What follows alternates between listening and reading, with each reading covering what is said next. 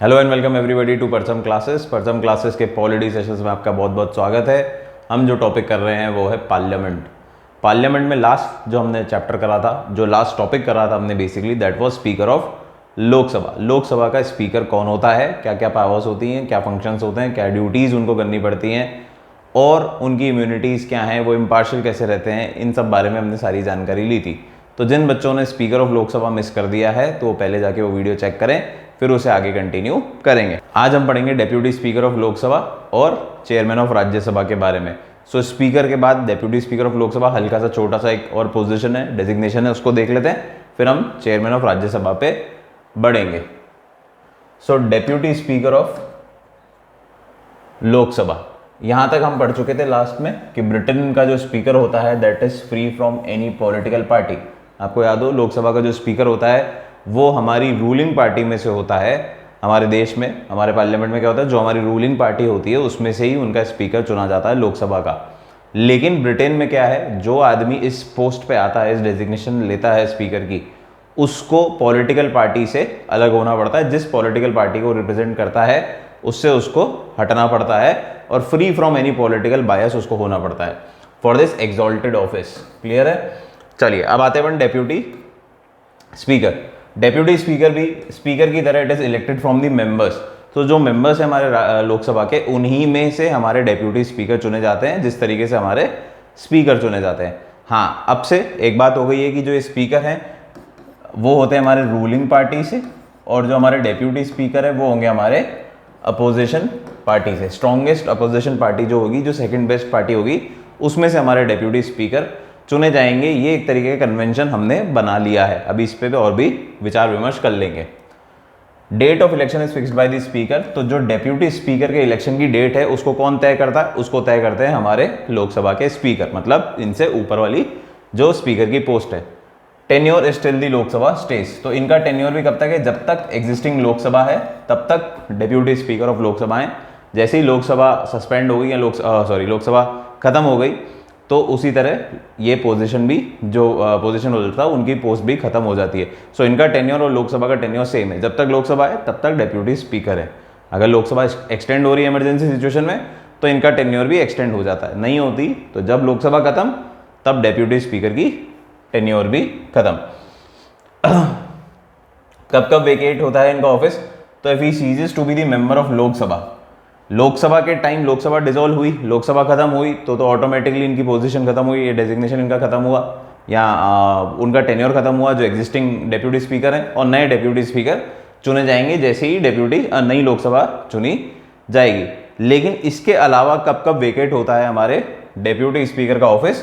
So when he ceases to be the member of Lok Sabha, किसी कारण से वो लोकसभा के मेंबर ही नहीं रहे तो ऑटोमेटिकली डेप्यूटी स्पीकर भी नहीं रहेंगे, क्योंकि जब लोकसभा का मेंबर ही नहीं है तो वो डेप्यूटी स्पीकर हो ही नहीं सकता, क्योंकि जो सबसे पहली कंडीशन क्या है, he should be the member of the house. तो अगर वो उनकी मेंबरशिप गई हाउस की तो उनकी डेप्यूटी स्पीकर की कुर्सी भी गई। Otherwise he can resign in writing to the speaker. वो अगर चाहते हैं कि मुझे इस पोस्ट पे नहीं रहना या मुझे इस पोस्ट से हटना है तो वो रेजिग्नेशन दे सकते हैं अपना, किसको? स्पीकर को। ये वाइस वर्सा हो गया। जब स्पीकर के केस में था तो हमने क्या पढ़ा था, वो देंगे डेप्यूटी स्पीकर को और ये देंगे स्पीकर को। क्लियर? या फिर इनको निकाला जा सकता है resolution pass by majority of all then members of Lok Sabha. वही स्पेशल मेजोरिटी के थ्रू इनको निकाला जा सकता है, और उस रेजोल्यूशन को पास करने के लिए इनको पहले आपको 14 दिन का नोटिस देना पड़ेगा, जैसा कि स्पीकर के केस में भी देना पड़ता था। क्लियर है? तो सिमिलर पावर्स हैं, सिमिलर काम है, काम भी सिमिलर है। जब जब स्पीकर नहीं है तभी डेप्यूटी स्पीकर को बैठना है। सो क्या है काम? Perform speaker duties. तो मेन काम इनका यही है कि जब जब स्पीकर नहीं है हाउस में तो ये स्पीकर बन के वो काम करें, ये स्पीकर का रूप ले लें। ये इनका मेन मुख्य काम है। So perform speaker duties, he assumes all the powers of the speaker। Speaker की जितनी भी पावर हैं, एक स्पीकर के पास जितनी भी पावर होती हैं in respect to the house, वो सारी की सारी पावर किसके पास भी आ जाती है? डेप्यूटी स्पीकर के पास भी आ जाती है, जब स्पीकर मौजूद नहीं होते। जब स्पीकर मौजूद नहीं होंगे तभी इनके पास सारी पावर्स आएंगी, उसके अलावा इनके पास कोई पावर नहीं है। एक नॉर्मल मेंबर की तरह बैठते हैं हाउस में। क्लियर है? So he performs speaker duties when the office is vacant, when the speaker is absent from sitting of the house, also presides the joint sitting. Similarly, अगर joint sitting है, joint sitting में कौन preside करता है house को? सो लोकसभा के speaker करते हैं। राज्यसभा और लोकसभा की जो जॉइंट सिटिंग होती है किसी भी डेडलॉक को तोड़ने के लिए, तो उसको प्रिसाइड करने का काम किसका होता है? स्पीकर ऑफ दी लोकसभा का होता है। तो अब स्पीकर ऑफ दी लोकसभा अगर अवेलेबल नहीं है, वेकेट है ऑफिस या एब्सेंट है, तो उनकी जगह कौन काम करेगा? उनकी जगह काम करेगा deputy speaker. He is not a subordinate, ये आपको ध्यान रखना है कि वो स्पीकर के सबऑर्डिनेट नहीं है, स्पीकर की चेन ऑफ कमांड में नहीं आते हैं, स्पीकर उनको डायरेक्टली ऑर्डर नहीं दे सकता। ये सेपरेट एक पोजीशन है लोकसभा में और ये डायरेक्टली रिस्पॉन्सिबल है टू दी हाउस ओनली। इनका स्पीकर से एज सच लेना देना नहीं है डेजिग्नेशन वाइज की स्पीकर ऊपर है और फिर डेप्यूटी स्पीकर है, ऐसा नहीं है। स्पीकर और डेप्यूटी स्पीकर दो सेपरेट पोजीशन है। स्पीकर का काम जब नहीं होता तो ये करते हैं, अदरवाइज दोनों अलग अलग पोस्ट हैं, अलग अलग डेजिग्नेशन है और दोनों ही अलग से रिस्पॉन्सिबल हैं टू दी लोकसभा, न कि बॉस और एम्प्लॉय की तरह या सबऑर्डिनेट और सुपीरियर की तरह काम करते हैं। क्लियर है बात? एक और सेम पावर्स, तो पावर्स ऑलमोस्ट सेम है, कुछ नया है नहीं। सो कास्टिंग वोट है स्पीकर की तरह, इनका भी काम क्या है? इनिशियल फेज में ये वोट नहीं करते, ये सिर्फ कास्टिंग वोट करते हैं जब स्पीकर की कुर्सी पे होते हैं, टाई ब्रेकर का काम होता है तभी ये वोट करते हैं, अदरवाइज इनका कोई वोट नहीं होता। क्लियर है? एक बात आपको ध्यान रखनी है, डेप्यूटी स्पीकर जो पोजीशन है ये स्पीकर है तब तक कोई काम की नहीं है, तब तक कोई पोजीशन नहीं है, तब तक ये नॉर्मल मेंबर है हाउस के। जब स्पीकर नहीं होते हैं तभी डेप्यूटी स्पीकर की पोजीशन होती है, बेसिकली आप ये समझ सकते हैं। क्लियर है? So special privilege, if appointed by as a member of parliamentary committee he becomes the chairman. इनके पास एक और स्पेशल प्रिविलेज है जैसे स्पीकर के पास है, अगर किसी भी पार्लियामेंट्री कमेटी में इनको सिलेक्ट किया गया है, किसी भी पार्लियामेंट्री कमेटी अगर बनाई गई है स्पीकर ऑफ लोकसभा द्वारा और उस पार्लियामेंट्री कमेटी के मेंबर ये हैं, डेप्यूटी स्पीकर को वहां का मेंबर बनाया है, तो automatically he becomes the chairman of that committee. तो अगर सपोज करो एक स्पोर्ट्स कमेटी बनाई है, कोई सी भी कमेटी बनाई पार्लियामेंट में, उस कमेटी में हमने पार्टिसिपेंट की तरह रखा डेप्यूटी स्पीकर को, डेप्यूटी स्पीकर को भी एक मेंबर बनाया उस कमेटी का, तो ऑटोमेटिकली जो डेप्यूटी स्पीकर है वो उस कमेटी के चेयरमैन बन जाएंगे। ये प्रिविलेज इनको मौजूद है। सिंपल है? ठीक है। ये मैं आपको बता ही चुका हूं। He acts as a normal member in case the speaker is available in the house. जब स्पीकर हाउस में है, DJ is in the house, तो ये हमारे डेप्यूटी स्पीकर एक नॉर्मल मेंबर की तरह करेंगे। Salary allowances fixed by the parliament, charge on the consolidated fund. चाहे स्पीकर हो, चाहे डेप्यूटी स्पीकर हो, चाहे राज्यसभा का चेयरमैन हो, चाहे उनके डेप्यूटी चेयरमैन हो, सबको कंसोलिडेटेड फंड ऑफ इंडिया से पैसा देना है। It is not subject to the annual vote of parliament. ये सारी चीजें क्यों हैं? कंसोलिडेटेड फंड से इनको पैसा क्यों देना है? सैलरी की अश्योरेंस क्यों देनी है इनको? ताकि इनका इम्पार्शियल व्यू हो, इम्बायस हो, बायस किसी प्रकार का नहीं हो, बिल्कुल प्रॉम्प्ट इनका डिसीजन मेकिंग या इनका से होना चाहिए, फ्री फ्रॉम एनी बायस। इसलिए इनको सैलरी की सिक्योरिटी भी दी जाती है कि ऐसा नहीं है कि हम आपकी सैलरी काट देंगे, हम आपका वेतन काट देंगे, आपको कंसोलिडेटेड फंड ऑफ इंडिया से पैसा मिलेगा, आप मस्त हो, आप तो अपना काम बिल्कुल ईमानदारी से करें बिना किसी भेदभाव के साथ। ये एक पहले ऐसा नहीं था, ये एक रूल नया बना है कि स्पीकर जो होगा वो रूलिंग पार्टी से होगा और डेप्यूटी स्पीकर जो होगा वो अपोजिशन पार्टी से होगा। ऐसा पहले नहीं होता था, लेकिन फ्रॉम द 11th लोकसभा, जब 11वीं लोकसभा हमारी आई, तब से हमने ये एक रूल बना दिया है, कन्वेंशन बना दिया है, बेसिकली एक तरीके से तौर तरीके मान लिया कि एक हाउस के तौर तरीकों में इसको अपना लिया गया है कि जो आपका स्पीकर होगा that would be from the ruling party. जो भी रूलिंग पार्टी है, जैसे फॉर इंस्टेंस आज की बात करें तो जो स्पीकर है वो बीजेपी को रिप्रेजेंट करेगा, बीजेपी का आदमी होगा, लेकिन जो आपका डेप्यूटी स्पीकर होगा he would be the person from the opposition party. जो भी अपोजिशन पार्टी मेन होगी उसका डेप्यूटी स्पीकर होगा। क्लियर है? इनको कोई सेपरेट ओथ और अफर्मेशन की जरूरत नहीं होती, तो मेंबर ऑफ द हाउस होते हैं, तो जो मेंबर ऑफ द हाउस की ओथ अफर्मेशन है वही इनको लेनी पड़ती है। एज सच कोई डिफरेंट ओथ एंड अफर्मेशन नहीं है for deputy speaker and speaker for that matter also. ये वही ओथ एंड अफर्मेशन लेते हैं जो एक नॉर्मल मेंबर लेता है। ये ऑफिस जो है वो 1921 से स्टार्ट हुआ ऑफिस बेसिकली इसका कोई आपके ऐसा कोई खास लेना देना नहीं है, पर फिर भी अगर आपसे पूछे कि स्पीकर और डेप्यूटी स्पीकर का जो ऑफिस है, जो डेजिग्नेशन है, व्हेन डिड इट स्टार्ट, तो इट स्टार्टेड इन 1921। 1921 से स्टार्ट हुआ है, लेकिन इसके बारे में कह दिया गया था, यहाँ इसको पास कर लिया गया था गवर्नमेंट ऑफ इंडिया एक्ट 1919 में। 1919 जीओई एक्ट जो आया था हमारा, इसका नाम आपको बताना है क्या था। तो 1919 गवर्नमेंट ऑफ इंडिया एक्ट आया था, इसको और किस नाम से जाना जाता है आप बता सकते हैं, अगर तो कमेंट सेक्शन में कमेंट करिए, अदरवाइज ढूंढिए। ये 1921 में आया और उस वक्त इसको बोला जाता था, इस पोस्ट को प्रेसिडेंट और डेप्यूटी प्रेसिडेंट, क्या बोला जाता था, प्रेसिडेंट और डेप्यूटी प्रेसिडेंट। काम यही थे, नाम सिर्फ अलग थे। स्पीकर की पोस्ट को प्रेसिडेंट नाम से जाना जाता था, डेप्यूटी स्पीकर को डेप्यूटी प्रेसिडेंट के नाम से जाना जाता था। और ये प्रथा भी कब से चालू हुई है, ये प्रथा चालू हुई है 1921 से। कब से चालू हुई है, 1921 से। फैक्चुअल क्वेश्चन है, कुछ फैक्ट आ सकते हैं इसलिए बता रहा हूं। तो 1921 से प्रथा चालू हुई, जहां पे पहली जो पोस्ट थी उसको क्या, पहला जो डेजिग्नेशन को नाम दिया जाता था, तो क्या दिया जाता था, प्रेसिडेंट और deputy president of the house. उसके बाद ये चेंज हो गया 1935 के गवर्नमेंट ऑफ इंडिया एक्ट के बाद, इसका नॉमेनक्लेचर चेंज हो गया और इसका नाम आ गया स्पीकर और डेप्यूटी स्पीकर। 1935 के गवर्नमेंट ऑफ इंडिया एक्ट में इस डेजिग्नेशन को क्या नाम दे दिया गया, स्पीकर और डेप्यूटी स्पीकर। लेकिन एक्चुअल प्रैक्टिस में ऐसा नहीं है कि 1935 में गवर्नमेंट ऑफ इंडिया एक्ट आया और ये प्रैक्टिस में हो गया। एक्चुअल प्रैक्टिस में ये आया कब, आफ्टर 1947, जब हमारी आज़ादी हुई, तब से ही हमने इसको, इस नामकरण को अपनाया है, स्पीकर और डेप्यूटी स्पीकर।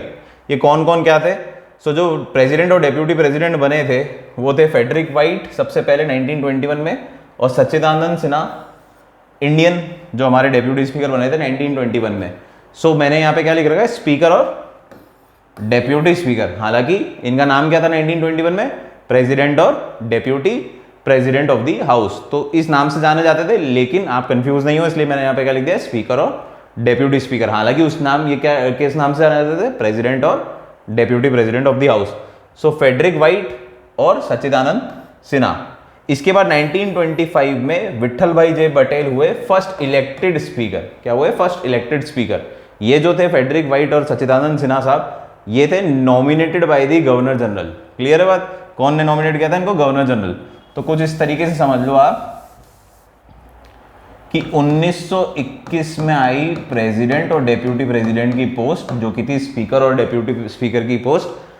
इसमें पहले अपॉइंट जो हुए फ्रेडरिक वाइट और सच्चिदानंद सिन्हा, ये दोनों थे appointed by governor general, elected नहीं थे, गवर्नर जनरल द्वारा अपॉइंट किए गए थे या नॉमिनेट किए गए थे, या उनको बोला गया था, गवर्नर जनरल ने चुन लिया था कि इन्हीं को बैठाना है, कोई इलेक्शन नहीं हुए थे। क्लियर है। 1925 में हालांकि 4 साल बाद इलेक्शन के थ्रू पहले आए हमारे फर्स्ट इलेक्टेड स्पीकर, तो उनका नाम था विट्ठल भाई जे पटेल। विट्ठल भाई जे पटेल पहले इलेक्टेड स्पीकर थे हमारी लोकसभा के पुराने टाइम की। क्लियर है, बिफोर इंडिपेंडेंस। फिर आया हमारा आगे की कहानी। जो नॉमिनल कल्चर है वो हमने कब से लिया, 1947 से। जो नामकरण है वो हमने कब से अपनाया है, डेप्यूटी स्पीकर स्पीकर का 1947 से। और 1947 के बाद हमारे फर्स्ट स्पीकर बने जीवी मालवंकर साहब, और अनंत सईनम अय्यंगर बने हमारे फर्स्ट डेप्यूटी स्पीकर। क्लियर है। पहले स्पीकर बने हमारे कौन, जीवी मालवंकर साहब, और डेप्यूटी स्पीकर कौन बने, अनंत सईनम अय्यंगर, ये बने हमारे first deputy speaker of our Lok Sabha. Clear है। आगे बढ़ते हैं। अब आते हैं panel of chairperson of Lok Sabha. Panel of chairperson of Lok Sabha कौन है, ये बेसिकली जब स्पीकर भी प्रेजेंट नहीं हो, डेप्यूटी स्पीकर भी प्रेजेंट नहीं हो, तो स्पीकर कुछ ग्रुप ऑफ पीपल को चुन के रखता है कि जब स्पीकर डेप्यूटी स्पीकर दोनों मौजूद नहीं हो तो उस ग्रुप में से कोई आदमी बन के प्रिसाइड कर सकता है हाउस को। एक ग्रुप का टोटल काउंट अराउंड 10 होता है। 10 लोग ऐसे होते हैं जो पैनल में सिलेक्टेड होते हैं बाय दी स्पीकर। कौन सिलेक्ट करता है इनको, स्पीकर सिलेक्ट करता है। और इनको ये राइट दिया जाता है कि जब पैनल में से कोई भी आदमी हाउस को प्रिसाइड करेगा जब स्पीकर या डेप्यूटी स्पीकर मौजूद नहीं होंगे, हाउस में एब्सेंट होंगे। वेकेंट होंगे तो नहीं, लेकिन जब हाउस पे एब्सेंट होंगे, वो सिक होंगे, इल होंगे, एब्सेंट होंगे, स्पीकर पोजीशन में है, डेजिग्नेशन में है, आदमी मौजूद है पोस्ट पे लेकिन अवेलेबल नहीं है, तब ही पैनल ऑफ चेयरपर्सन यूज में आएंगे। अदरवाइज वेकेंट है, पोस्ट ही खाली है, कोई है ही नहीं, तो इनका काम नहीं बनता। क्लियर है बात। कुछ पढ़ने की बात इसमें क्या है, ऐसा कुछ है नहीं। 10 चेयरपर्सन का है, इलेक्ट करते हैं स्पीकर साहब। Any of them can preside over in the absence of speaker and deputy speaker, have same powers as speaker and deputy speaker, holds office under new chairperson panel is appointed. जब तक नई chairperson panel नहीं आती तब तक ये 10 के 10 लोग ही चेयरपर्सन पैनल में रहेंगे, ये इनका टेन्योर है। When the office of speaker and deputy speaker is vacant, panel of chairperson cannot preside over the house। ये बात आपको ध्यान रखनी है, इंपॉर्टेंट बात इसमें बस इतनी सी है कि जब पैनल ऑफ चेयरपर्सन यूज में कब आएंगे, जब डेप्यूटी स्पीकर और स्पीकर एब्सेंट हो। अगर इनकी पोस्ट वेकेंट है तो ये काम में नहीं आएंगे, इनकी जगह दूसरा आदमी अपॉइंट किया जाएगा। जब वो एब्सेंट है तभी ये काम में आएंगे, अदरवाइज अगर पोजीशन ही वेकेंट है तो इनका काम नहीं है। क्लियर है बात। In such a case president appoints a member for such purpose. ऐसे टाइम में जब पोस्ट वेकेंट है तो प्रेसिडेंट एक सेपरेट आदमी अपॉइंट करता है for presiding the house. Clear है बात।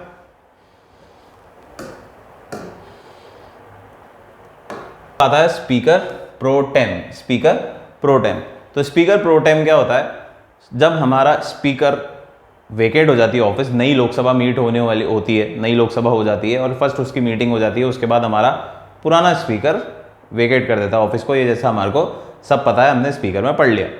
तो अब स्पीकर जब चला गया है, नई लोकसभा की फर्स्ट मीटिंग हो चुकी है, लेकिन नया स्पीकर अभी तक नहीं आया, नया स्पीकर नहीं आया, पुराना स्पीकर चला गया, नया स्पीकर अभी नहीं आया है। तो इस गैप को भरने के लिए एक स्पीकर प्रोटेम प्रेसिडेंट साहब सिलेक्ट करते हैं कि ये स्पीकर प्रोटेम है। जब तक नया स्पीकर नहीं इलेक्ट हो जाता, उस स्पीकर की ओथ सेरेमनी, बाकी मेंबर्स की ओथ सेरेमनी सारी लोकसभा की, वो इंश्योर करने के लिए एक स्पीकर उस टाइम तक के लिए रखा जाता है, उसको बोलते हैं स्पीकर प्रोटेम। और ये स्पीकर प्रोटेम जनरली उस सभा का सबसे बुजुर्ग आदमी होता है, जो ओल्डेस्ट आदमी होता है, उसको ही स्पीकर प्रोटेम बनाया जाता है। सो स्पीकर सीट पे बैठा है, स्पीकर के बाद डेप्यूटी स्पीकर, फिर पैनल ऑफ चेयरपर्सन। जब ये ऑफिस खाली हो जाता है, वेकेंट हो जाता है, तो फॉर द टाइमिंग एक सबसे बुजुर्ग आदमी है, उसको स्पीकर प्रोटेम बनाया जाता है फॉर मैनेजिंग और administrating the oath of new Lok Sabha members. ये इनका मेन काम रहता है। मेन काम क्या रहता है इनको, नए लोगों को ओथ और अफर्मेशन कराना। क्लियर है। चलो ये स्पीकर प्रोटेम भी हो गया, आगे बढ़ते हैं। अब आते हैं हम चेयरमैन ऑफ राज्यसभा पे। So chairman of Rajyasabha is somewhat a similar office like the speaker of Loksabha. तो लोकसभा के जो स्पीकर का काम है वो ही मोटा मोटा चेयरमैन ऑफ राज्यसभा का काम है, लेकिन क्या क्या डिफरेंसेस है वो जानना भी जरूरी है। So vice president of the India is ex officio chairman of Rajyasabha. ये सबसे पहला डिफरेंस। वहां पे जो लोकसभा का स्पीकर होता है वो इलेक्ट किया जाता है out of the members of the Lok Sabha. Lok Sabha के मेंबर में से चुना जाता है हमारे लोकसभा का स्पीकर। लेकिन राज्यसभा का जो चेयरमैन होता है, जो राज्यसभा के हाउस को प्रिसाइड करता है, काम वही है, दादागिरी वही है। मेन काम क्या है, प्रिसाइड ओवर दी हाउस। आपको डेकोरम बनाना है, आपको प्रिविलेजेस इंश्योर करने, इम्यूनिटीज इंश्योर करनी है मेंबर्स की, काम वही है। लेकिन वहां पे इलेक्ट किया जाता है आउट ऑफ दी मेंबर्स। यहां पे क्या होता है, राज्यसभा का जो चेयरमैन होता है he is the x officio chairman, और एक्चुअल में क्या होते हैं वो होते हैं वाइस प्रेसिडेंट ऑफ इंडिया। कौन होते हैं, वाइस प्रेसिडेंट ऑफ इंडिया। तो जो वाइस प्रेसिडेंट ऑफ इंडिया है वो ऑटोमेटिकली क्या होता है, चेयरमैन ऑफ राज्यसभा होता है, x officio chairman of Rajya Sabha. When Vice President acts as the President of India, he does not discharge the duties of Rajya Sabha of the Chairman of Rajya Sabha। अब आपको अगर याद हो, वाइस प्रेसिडेंट के एक और काम होता है कि जब प्रेसिडेंट एब्सेंट हो तो वाइस प्रेसिडेंट को प्रेसिडेंट बनना है या उसका रोल निभाना है। तो जब वाइस प्रेसिडेंट अगर प्रेसिडेंट का रोल निभाएगा तो वो चेयरमैन का रोल नहीं निभाएगा। ये देख रहे हैं, एक आदमी कई रूप, वो वाली कहानी है ये जानी दुश्मन के वो वाले सांप हैं, नए नए रूप ले लेते हैं। सो वाइस प्रेसिडेंट है तो प्रेसिडेंट का अगर ये काम कर रहे हैं तो फिर ये चेयरमैन का काम नहीं करेंगे, ये चेयरमैन ऑफ राज्यसभा का काम नहीं करेंगे। मेन काम इनका क्या है, चेयरमैन ऑफ राज्यसभा ही होना। वाइस प्रेसिडेंट का के लिए मेन काम चेयरमैन ऑफ राज्यसभा। लेकिन जब ये प्रेसिडेंट की ड्यूटी पे चल जाते हैं, प्रेसिडेंट के काम पे चल जाते हैं, जब प्रेसिडेंट एब्सेंट होते हैं, तो फिर चेयरमैन ऑफ राज्यसभा का काम ये नहीं करेंगे। तब आ जाएंगे डेप्यूटी चेयरमैन ऑफ राज्यसभा, जो कि चेयरमैन का काम करेंगे। रेलगाड़ी समझ में आ रही है, कितना प्यार से चल रही है। ये डब्बा हटा तो ये दूसरा डब्बा आके लग जाएगा, पर रेलगाड़ी रुकनी नहीं चाहिए। So chairman of Rajyasabha can be removed only when he is removed from the post of vice president. एक और बात, चेयरमैन ऑफ राज्यसभा को हटाने का क्या प्रोसेस है? जब वाइस प्रेसिडेंट हटेंगे तो ऑटोमेटिकली चेयरमैन ऑफ राज्यसभा भी हटेंगे। तो जो टेन्योर वाइस प्रेसिडेंट का वही टेन्योर चेयरमैन ऑफ राज्यसभा का है। क्लियर है? Powers are the same of that speaker of Lok Sabha.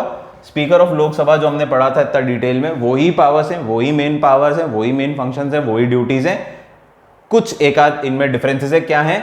So speaker decide the money bill. Lok Sabha का जो स्पीकर होता है वो मनी बिल डिसाइड करता है। मनी बिल में चेयरमैन ऑफ राज्यसभा की कोई खास पावर है नहीं, इनफैक्ट नो पावर है। लोकसभा का जो स्पीकर होता है वो ही डिसाइड करता है कि कोई बिल मनी बिल है, फाइनेंशियल बिल है या नहीं है। ऐसी पावर हमारे राज्यसभा के चेयरमैन के पास नहीं है, वाइस प्रेसिडेंट के पास नहीं है। और जो जॉइंट सिटिंग होती है, कोई भी डेडलॉक को तोड़ने के लिए दोनों हाउस की जो जॉइंट सिटिंग होती है उसको प्रिसाइड कौन करता है? लोकसभा का स्पीकर, न कि राज्यसभा का चेयरमैन। क्लियर है? Also votes in the case of a tie. इनका काम भी मेन सेम ही है कि टाई टाइम ही इनको टाई ब्रेकर वाला वोट करना है इनको, इसके अलावा ये वोट नहीं करते हैं, जैसा कि स्पीकर ऑफ लोकसभा भी होते थे। और एक और बात है, ये स्पीकर जो होते हैं वो मेंबर होते हैं हाउस के किसी पार्टी के। ये किसी भी हाउस के, ये बेसिकली हाउस के मेंबर नहीं होते, ये वाइस प्रेसिडेंट होते हैं, इसलिए एक्स ऑफिसो चेयरमैन होते हैं। ये बात समझ में आती है, स्पेशली कोई बताने की जरूरत नहीं है, क्योंकि ये मेंबर तो है नहीं, ये वाइस प्रेसिडेंट है, इसलिए स्पीकर चेयरमैन है हमारी राज्यसभा के। फिर वही बात, salary and allowances of chairman are also fixed by the parliament and are charge on the consolidated fund of India. ये लाइन आप याद कर लेना, ये सबके लिए यही है कि कंसोलिडेटेड फंड ऑफ इंडिया से इनको पैसा दिया जाता है, एनुअल वोट ऑफ पार्लियामेंट से इनका कोई लेन देन नहीं है। क्लियर है? When vice president acts as a president, he is paid salary as the president। जब हमारे वाइस प्रेसिडेंट चेयरमैन का काम न करके प्रेसिडेंट का काम करते हैं तो उनको 5 लाख रुपए महीने की वेतन मिलती है, जो कि प्रेसिडेंट को मिलती है। जब वो प्रेसिडेंट नहीं होते हैं तो उनको चेयरमैन ऑफ राज्यसभा की सैलरी मिलती है, अदरवाइज उनको कहीं की सैलरी मिलती है? प्रेसिडेंट की मिलती है, जब वो प्रेसिडेंट की पोस्ट पे होते हैं। अब आते हैं डेप्यूटी चेयरमैन ऑफ राज्यसभा। अब जैसे स्पीकर का डेप्यूटी स्पीकर था, वैसे इसका छोटा बेटा deputy chairman of Rajya Sabha. Deputy chairman of Rajya Sabha कौन होगा? वही जो चेयरमैन नहीं है तब चेयरमैन का काम करे। तो चेयरमैन की एब्सेंस में जो चेयरमैन का काम करेगा वो है deputy chairman of Rajya Sabha. Simple same चीजें, इलेक्टेड फ्रॉम इट्स मेंबर। ये एक अच्छी बात है कि ये मेंबर का पार्ट होते हैं। He is elected out of the members, whereas the chairman of Rajya Sabha is not elected from its member, he is the vice president, he is the ex officio chairman। so Loksabha का speaker member, Loksabha का deputy speaker member, chairman of Rajyasabha not a member, और deputy chairman of Rajyasabha also member of the house. Clear है? तो ये अपने अपने house के member होते हैं, सिर्फ चेयरमैन ऑफ जो राज्यसभा होते हैं वो मेंबर नहीं होते, वो वाइस प्रेसिडेंट होते हैं, इसलिए एक्स ऑफिशियल चेयरमैन होते हैं राज्यसभा के। क्लियर है? क्या कारण है ये ऑफिस वेकेट हो सकता है डेप्यूटी चेयरमैन का? तो वही घिसे पिटे कारण है। Deputy chairman vacate his office if he ceases to be the member of Rajya Sabha. Rajya Sabha का मेंबर होना बंद होंगे तो वो डेप्यूटी चेयरमैन नहीं होंगे। If he submits his resignation in writing to the chairman of Rajya Sabha, resigns by writing to the chairman, if he is removed by a resolution passed majority of all then members, such a resolution must be given 14-day notice। वही 3 कारण, या तो resignation दे दें हमारे speaker साहब chairman को, या फिर इनके खिलाफ रेजोल्यूशन निकल जाए by the all then members, जो भी उसका मेजोरिटी, स्पेशल मेजोरिटी के थ्रू। और ऐसा रेजोल्यूशन निकालने से पहले आपको इनको 14 दिन का नोटिस देना पड़ेगा। यही कारण है वेकेट होने के, बाकी कुछ नए नहीं है। Deputy chairman performs the duty of the chairman's office when it is vacant, और vice president acts as a president in case where chairman is absent। तो वही बात, जब चेयरमैन एब्सेंट है या हमारे चेयरमैन साहब प्रेसिडेंट के काम करने गए हैं तब डेप्यूटी चेयरमैन का काम है, अदरवाइज सच कोई काम नहीं है। He acts as a normal member in case of chairman being there. जब चेयरमैन होता है तो ये नॉर्मल मेंबर होते हैं। Deputy chairman is not the subordinate to the chairman, he is a different designation all together, he is directly responsible to the Rajya Sabha. तो वही बात है जो लोकसभा में थी कि चेयरमैन ऑफ राज्यसभा और डेप्यूटी चेयरमैन ऑफ राज्यसभा दोनों अलग अलग डेजिग्नेशन है, दोनों सेपरेटली रिस्पॉन्सिबल है टू दी हाउस। सबॉर्डिनेट और सुपीरियर वाला रिश्ता नहीं है इनका, ऐसा कोई रिश्ता नहीं है। ये दोनों अलग अलग डेजिग्नेशन है, दोनों अलग तरीके से रिस्पॉन्सिबल है टूवर्ड्स दी हाउस। क्लियर है? ही कैन नॉट, हो ही गया हमारा tie breaker vote, casting vote. Also, when a resolution for removal of deputy chairman is under consideration, he cannot preside over sitting of the house, though he may be present. ये बात भी हम पढ़ चुके हैं लोकसभा स्पीकर डेप्यूटी स्पीकर में, कि जब इनको निकालने का रेजोल्यूशन पास कर दिया गया है 14 दिन का नोटिस के तहत, तो तब जब भी इनका रेजोल्यूशन चल रहा है या उस पर चर्चा चल रही है, तब तक ये हाउस को प्रिसाइड नहीं करेंगे, तब तक ये छुट्टी पे रहेंगे। हालांकि ये हाउस में मौजूद हो सकते हैं, बातचीत कर सकते हैं, अपनी राय रख सकते हैं, पर वोट नहीं कर सकते और प्रिसाइड नहीं कर सकते हाउस को। When chairman preside, deputy chairman acts as a normal member. Same बातें हैं, जब चेयरमैन मौजूद है तो सीधी सी बात है डेप्यूटी चेयरमैन का काम ही नहीं है। डेप्यूटी चेयरमैन ऑटोमेटिकली एक वैक्यूम को फिल करने के लिए पोस्ट है, कि अगर चेयरमैन मौजूद नहीं है तो इस वैक्यूम को कौन भरेगा? डेप्यूटी चेयरमैन भरेगा। सिमिलरली स्पीकर नहीं है तो डेप्यूटी स्पीकर इस वैक्यूम को भरेगा। एज सच इनका कोई काम नहीं है। अगर चेयरमैन मौजूद है, डेप्यूटी चेयर और इधर अपना चेयरमैन मौजूद है, स्पीकर मौजूद है हाउस के, तो इनकी जरूरत ही नहीं, क्योंकि वैक्यूम ही क्रिएट नहीं हो रहा। वैक्यूम क्रिएट होगा जब ये फिल करेंगे ना, है ही नहीं तो कोई दिक्कत ही नहीं है। सैलरी एंड अलाउंस बोल बोल के मैं दुखी हो गया, वही कहानी। Panel of vice chair person, अब वहां पे क्या था हमारा? Panel of chair person. क्या था वहां पे हमारा? Panel of chair person. यहाँ पे क्या है? Panel of vice chair person of Rajya Sabha. तो क्या है?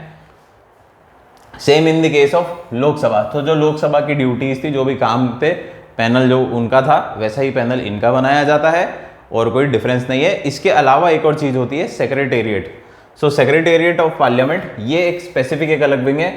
ईच हाउस, मतलब लोकसभा भी और राज्यसभा भी, दोनों के पास अपना एक सेक्रेटरियल स्टाफ अलग होता है, जो सारा लिखा पढ़ी, अकाउंटिंग, हेल्पिंग वर्क कर रहा है या एसोसिएटेड ऑक्सिलरी काम करता है, वो उसका सेक्रेटरियल स्टाफ दोनों हाउस का अलग अलग है। कुछ पोस्ट दोनों में कॉमन भी होती हैं, कि वो लोकसभा के लिए भी काम करता है और राज्यसभा के लिए भी काम करता है, और कुछ पोस्ट ऐसी हैं जो सेपरेट हैं for Lok Sabha and Rajya Sabha. Some positions may be common. Secretariat is headed by the secretary general. कौन हेड करता है सेक्रेटरिएट को? तो सेक्रेटरी जनरल। तो सेक्रेटरिएट का जो हेड होता है वो होता है secretary general. He is permanent officer and appointed by the presiding officer of the house. तो जिस भी हाउस का सेक्रेटरी जनरल है, वो उस हाउस के प्रिसाइडिंग ऑफिसर द्वारा नियुक्त किया जाता है। तो लोकसभा के केस में स्पीकर इसको नियुक्त करेंगे, और राज्यसभा के केस में चेयरमैन इनको नियुक्त करेंगे। The recruitment and service conditions are regulated by the parliament. इनकी कंडीशन सारी रेगुलेट कौन करता है? पार्लियामेंट में। पार्लियामेंट रेगुलेट करती है इनकी सारी service conditions, terms and condition को। This is all. कल हम पढ़ेंगे लीडर्स ऑफ द हाउस। अभी हम पढ़ा था स्पीकर ऑफ द हाउस या फिर chairman of the house, Rajya Sabha, Lok Sabha. अब हम पढ़ेंगे leaders of the house in the coming subsequent lectures. Thank you.